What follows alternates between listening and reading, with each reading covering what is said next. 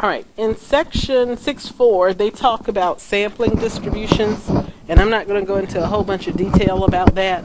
But when we talk about a sampling distribution, basically there are three things that we need to know, and that is what is the mean, the standard deviation, and what type of spread the data has. Okay, those are things that we usually need to know no matter what we're looking at. For instance, if we have, like we've seen in the last section, they let us know what the problem is, or the data is normally distributed, and they also let us know what the mean and standard deviation are. Sampling distributions, though, are a little more interesting because usually we talk about sampling distributions when we've done something with the variable. We're not looking at just an individual x value, but maybe we're looking at the distribution of the average or the distribution of standard deviations or the distribution of proportions. Okay, so we can talk about their sampling distributions. If I were to go out and take, let's say, send all of my students out, have them go find 35 Midlands Tech students, and then ask them, how old are you? And then average those ages and bring all of those averages back. What is the average or the mean of those averages? What's the spread or the standard deviation of those averages? And what type of distribution could we expect for them to have? We know some answers to those things already. Some of those things are still kind of being explored in upper level statistics. But anyway, that's what sampling distributions are. Okay, we're going to be interested in particular in the sampling distribution of sample means, and I'm going to try to demonstrate a little bit of that's the wrong spreadsheet, but that's okay, what the sampling distributions might look like for sample means.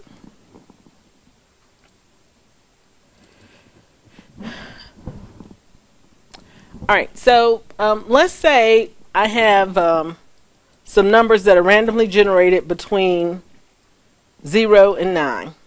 I'm going to do that for 10 digits. So I'm going to set up a spreadsheet very quickly, hopefully. 1.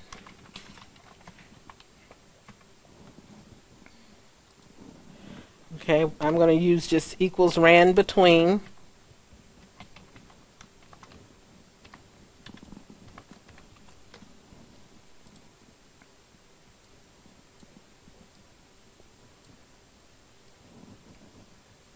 All right, I've got 10 numbers there, and I'm going to also calculate the average because I want to get some idea about what the distribution of their averages might look like.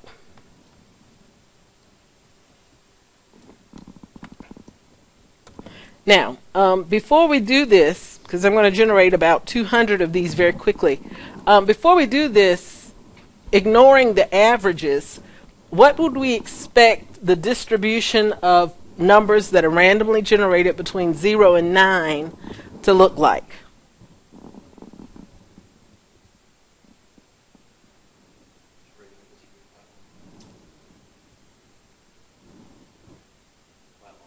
Okay, very even, right? The name of that is a uniform distribution. We would expect that a 0 is going to occur almost the same amount of times as a 1, 2, 3, 4, 5, 6, all the way up to 9, right? So when I'm generating numbers in columns number 1 through number 10, if we looked at that data, it would be uniform data.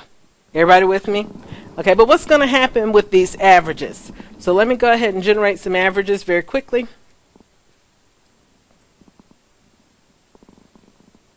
Okay, we got 350 of them. That's great. All right, notice something about the averages. Our digits, our individual values were going from 0 to 9. Where are our averages going? Roughly speaking. Okay, 3 to 5. Looks like there's a lot in the 3 to 5 area. We can find out very quickly. Let me turn this off so it'll stop changing on us. Formulas. Okay, I'm going to go ahead and find my minimum value, my minimum average, and also my maximum average. Okay, so from about 1.8 to 6.9. All right, that gives us an idea of a range, but we still want to know what's the distribution, what is the mean, and what is the standard deviation. So I'm going to make a rough histogram. I'm going to start at about 1.5. And then we're going to go up to 7.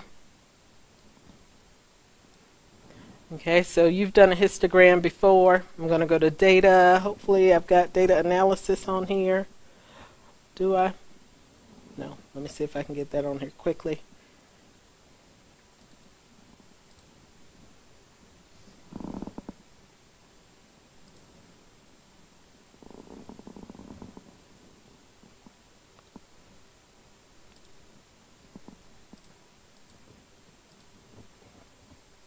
Okay, there we go. All right, data analysis, we're going to do a histogram.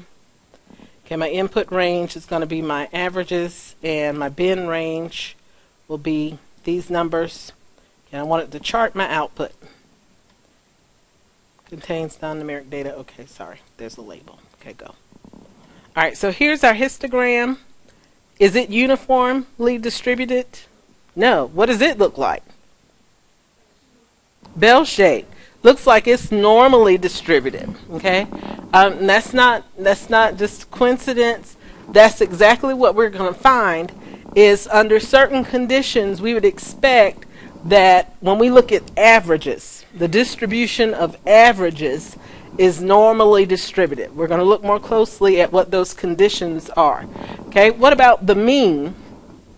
If I go back over to the first page here and calculate based on the averages that I have, we're going to call this, well, we'll just call it the mean of, well,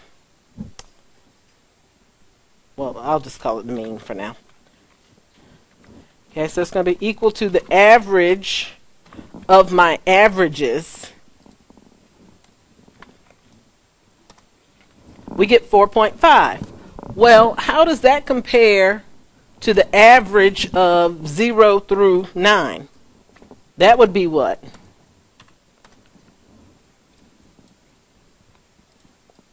Anybody?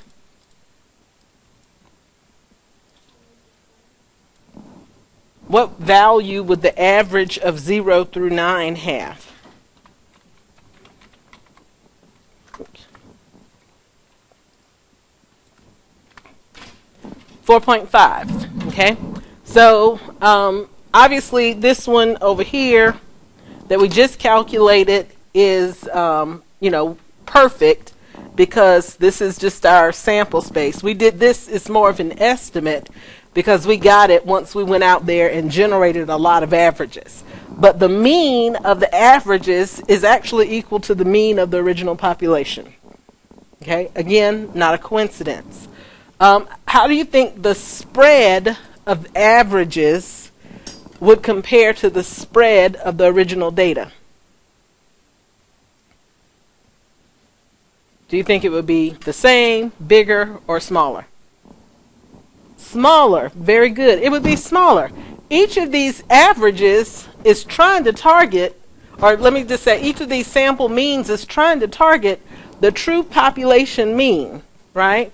That's its job. So everybody in here is trying to target 4.5. All of them are trying to target 4.5. Some of them are better than others, okay? But that means that the spread of this data is going to be much smaller than the spread of our original data. And in fact, we won't calculate and compare. We'll see the rule for that in a little while, and if you'd like, you can go back and compare it in just a second. Okay, but in general, that's what we need to know about the distribution of sample means. And so here we have this rule that we're going to use. Let me emphasize here what we did last week and in the previous section when we first looked at applications of the normal distribution. We were looking at individual values. Okay?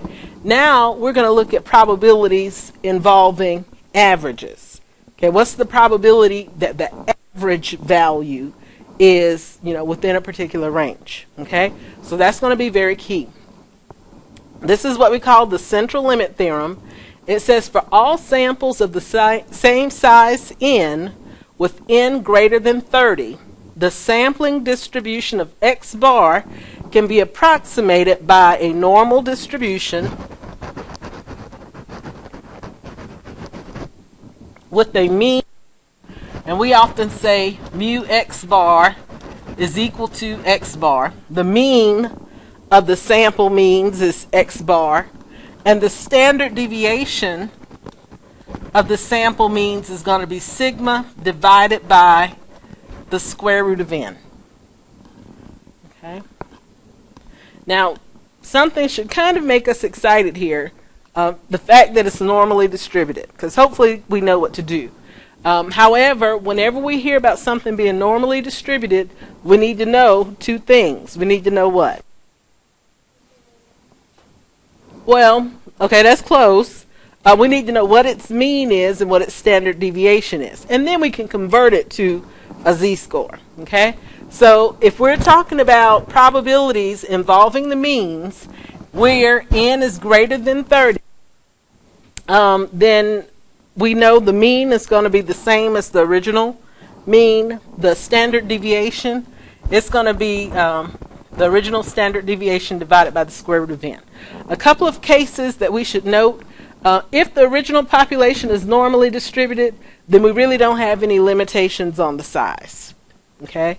That is, versus, well, let me compare it to this. Versus in the second case, if the original population is not normally distributed, this really only applies once we get a sample size that's greater than 30. Okay? Does that make sense, the difference between the two? Yes? No? Little bit? Okay. We'll look at an example to see how we're going to apply this. Okay? So let's look at this first example. It says, according to the website www.torchmate.com, manhole covers must be a minimum of 22 inches in diameter, but can be as much as 60 inches in diameter. Assume that a manhole is constructed to have a circular opening with a diameter of 22 inches. Men have shoulder breadths that are normally distributed with a mean of 18.2 inches and a standard deviation of 1.0 inch. What percentage of men will fit into the manhole? Okay, now in this problem, we're interested in probabilities involving individual men. Okay, so we would do this just like we did last week, and we can do it because it told us that the original population was normally distributed. So I'm interested in the probability that X is what? Okay, less than or equal to 22 inches. Very good. I'm going to convert that to z-score because they already told me that this thing was normally distributed. So z equals 22 minus the mean of 18.2 over standard deviation of, was it 1? Okay. So 22 minus 18.2 is what?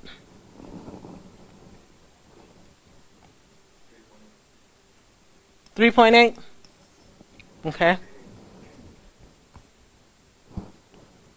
Okay. You sure? Okay. All right, 3.8. All right, so we're interested in the probability then that Z is less than 3.8. Okay? And so we could either use our calculator or our table to help us figure that out. If we use the calculator,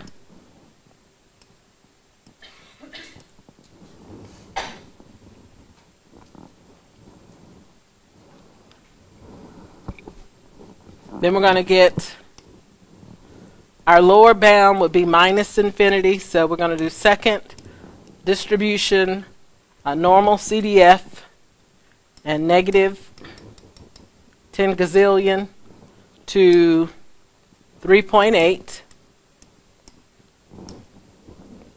And so we get 0.9999. Almost all the men should be able to fit into the manhole. Okay, questions about that?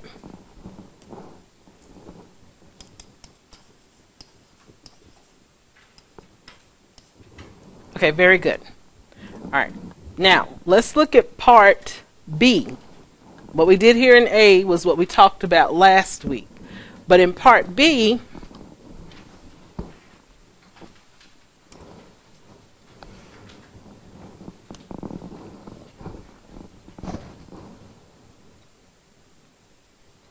it says, assume that the Connecticut Light and Power Company employs 36 men who work in manholes. If 36 men are randomly selected, what is the probability that their mean shoulder breadth is less than 18.5 inches? So we're no longer interested in just an individual man.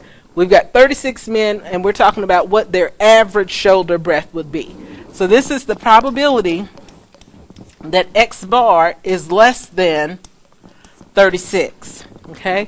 Even if the problem had not told us in the little intro that it was normally distributed, we know that the distribution of sample means is approximately normal as long as our sample size is greater than, which we have that here. Okay, so because it's greater than 30, that lets us know, in addition to the fact that it said it was normally distributed from the start, that the distribution of these sample means is going to be greater than 30. Or the distribution of the sample means is normally distributed. So we still have to find the z-score just like we did before, but the formula looks slightly different. I mean, we've got a mean here. We're going to subtract the mean of the entire population, okay, and then we're going to divide that by the standard deviation of these sample means, which now looks like sigma divided by the square root of n. That's the main difference between what we did before. You know, as far as calculating, you've got to divide by the standard deviation by the square root of n. So that looks like 36 minus, we said the mean of sample means is equal to the original population mean. What? What was it? 18.2? Say it one more time.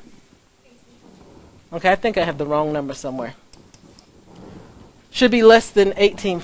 Let me go back here.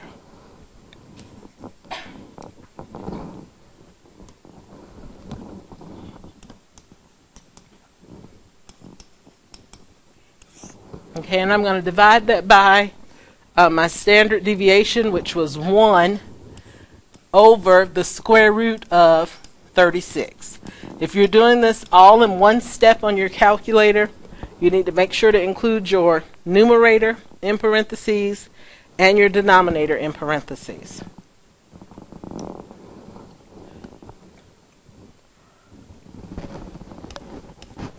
Okay, so when I do that, I get my z-score is going to be 18.5 minus 18.2 divided by 1 divided by square root of 36 is 6. So I'll just go ahead and say it 6. And so I've got 1.8. All right, so we're interested in the probability that z is less than 1.8. Okay, and again, we can use our calculator or the table, just depending on which one you want to use to find those probabilities. And so I'll just use calculator. Second distribution, normal CDF. Okay, again, my lower bound is going to be minus infinity. Upper bound is 1.8. And so we get 0.9641.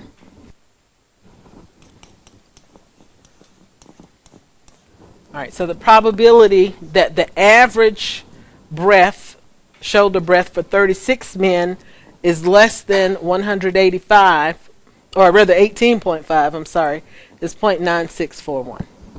Okay, questions about that? All right, do you see the difference between the two? Yes, no, maybe. Not really? Okay. In the first problem, we were looking at the shoulder breadth of an individual man. Okay, so let's go back and look at that wording. Okay, right here it says, what percentage of men will fit into the manhole? Okay, so we're just talking about men taken individually. Okay, versus in this problem, the second half, we were looking at the mean shoulder width. What is the probability that their mean shoulder width is less than 18.5? Okay, that's the difference. Are we talking about an individual or are we talking about an average? And so if we're talking about an average, we either need to know that the original population is normally distributed or we have a sample size that's greater than 30. Okay. Alrighty. Let's take a look at another one. I think I'm going to skip that one and come back to it. Well, I guess it doesn't matter.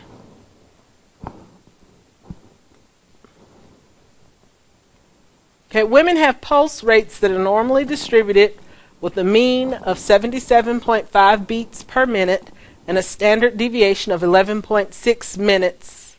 That must be beats per minute. A doctor sees exactly 25 female patients each day. Find the probability that 25 randomly selected women have a mean pulse rate between 70 beats per minute and 85 beats per minute. Okay, so what are we looking for in this problem? Probability that what?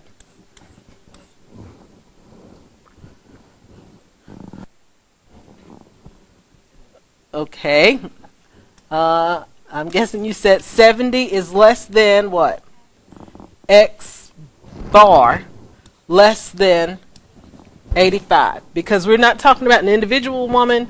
We're talking about average pulse rates for several women. Okay? And so that right there makes me stop to make sure that I've met the qualifications for the Central Limit Theorem. Okay? Which are, I either have to have a population that was already normally distributed, or my sample size has to be more than 30.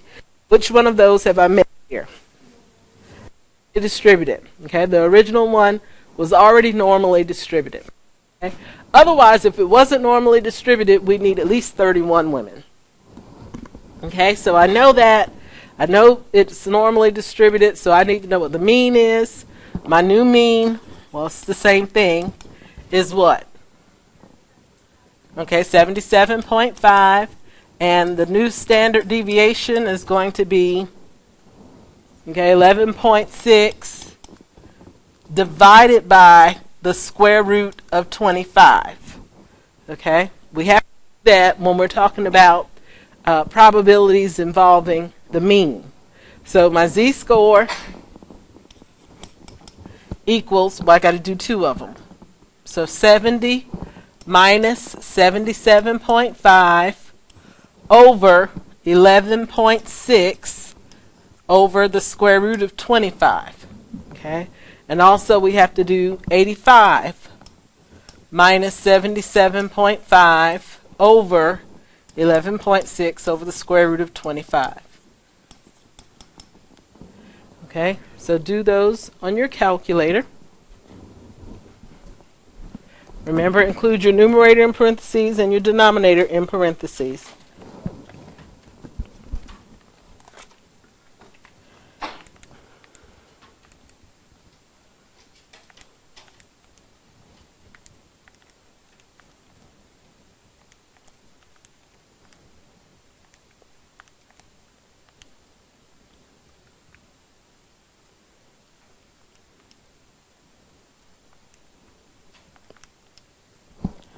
Okay, I got negative 3.23 to positive 3.23.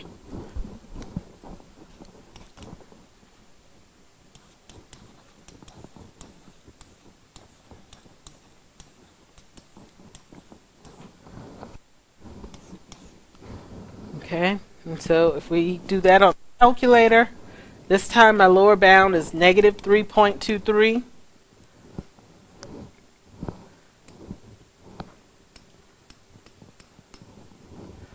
And upper bound is positive 3.23. So we get 0.9988.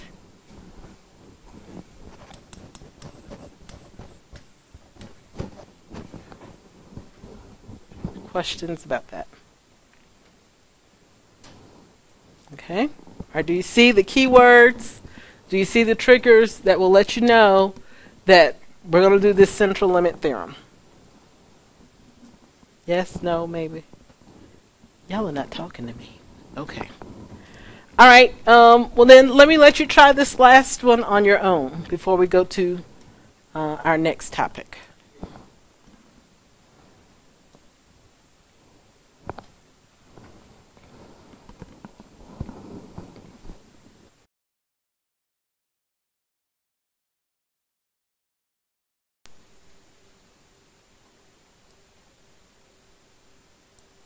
Okay. It says before every flight, the pilot must verify that the total weight of the load is less than the maximum allowable load for the aircraft. The Bombardier-8 aircraft can carry 37 passengers, and a flight has fuel and baggage that allows for a total passenger load of 6,200 pounds. The pilot sees that the plane is full and all passengers are men. The aircraft will be overloaded if the mean weight of the passengers is greater than 6,200 divided by 37, or 167.6 pounds. What is the probability that the craft is overloaded? Assume that the weights of men are normally distributed with a mean of 182.9 pounds and a standard deviation of 40.8 pounds. Okay, what are we looking for in this problem?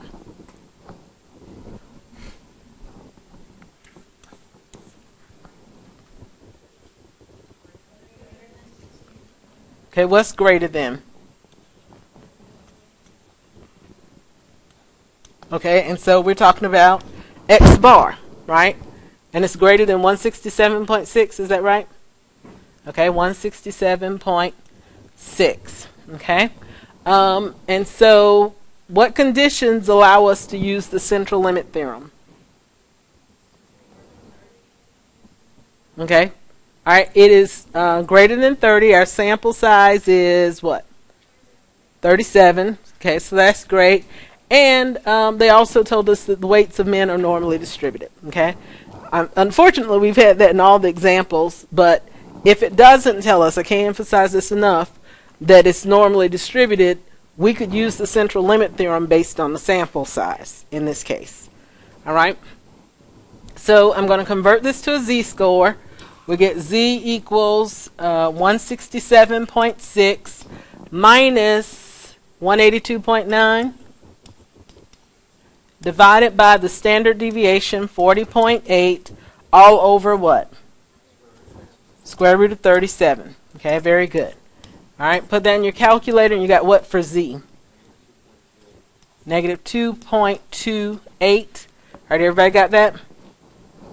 Okay, so we're interested in the probability that z is greater than negative 2.28.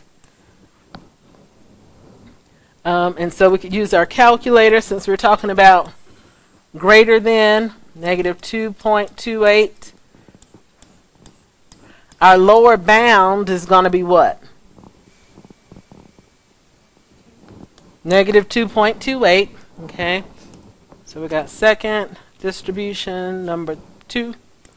All right, negative 2.28. And the upper bound would be infinity. And so we get 0.9886 or 9887. Okay. If well, it's just a big number, right? So no, exactly. Okay. What was the number? 887. Okay, 0.9887. All right, so what do we think? Should they fly the plane? No. Okay, we either need to dump some fuel or get some passengers off or something, because more than likely, almost certainly, the average is more than 167.6 pounds. Okay, questions about this? Excellent.